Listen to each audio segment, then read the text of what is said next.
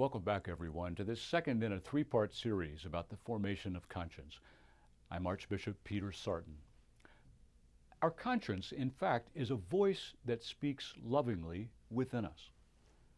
The bishops of the Second Vatican Council gave a beautiful definition of conscience in the Pastoral Constitution on the Church in the modern world. Here's what they wrote. Deep within his conscience, man discovers a law which he has not laid upon himself, but which he must obey. Its voice, ever calling him to love and to do what is good and to avoid evil, sounds in his heart at the right moment. For man has in his heart a law inscribed by God. His conscience is man's most secret core and his sanctuary. There he is alone with God, whose voice echoes in his depths. Now, some years later, Blessed John Paul II commented on this passage, and here's what he said.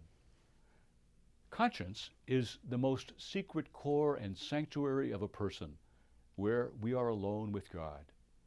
In the depths of our conscience, we detect a moral law which does not impose itself on us, but which holds us to a higher obedience. This law is not an external human law, but the voice of God, calling us to free ourselves from the grip of evil desires and sin, and stimulating us to seek what is good and true in life.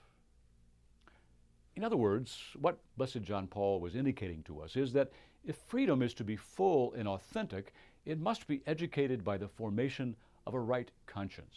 Otherwise, we risk misusing our freedom and falling into evil, intentionally or unintentionally.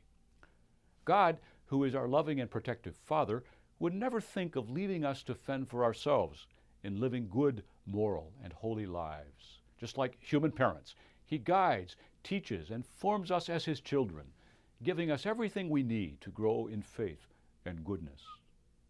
Now, freedom is properly guided only by a well-formed conscience. Back when the communist governments of the Soviet Union and Eastern Europe fell in the late 1980s and the early 1990s, the citizens of those countries faced immediate and critical challenges.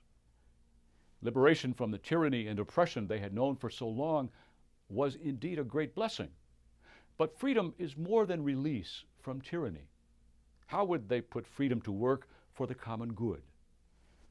With economies in shambles, new systems of free enterprise had to be created. Since there was little effective government infrastructure, democratic processes had to be put in place. Since civil order and public safety had been in the hands of an often terrorist military, provision had to be made for adequate and humane police protection. And since the majority of government budgets had been given over to military spending, it was necessary to reorganize priorities with primary concern for people, not military might. But there was also a subtle and ultimately more important challenge facing the people: how to use their personal freedom in a changed society. Vast new opportunities, choices, and influences were open to them, particularly to the young, for the first time. It was in part for all of these reasons that Blessed John Paul II wrote his encyclical, The Splendor of the Truth, in 1993. We'll come back to that in our next video. Keep in mind that our conscience speaks lovingly within us, a voice that comes from the Word of God, from the love of God for us, to help us always to follow His ways, to live the good, to say the good, to do the good, and to avoid evil, which is beneath our human dignity.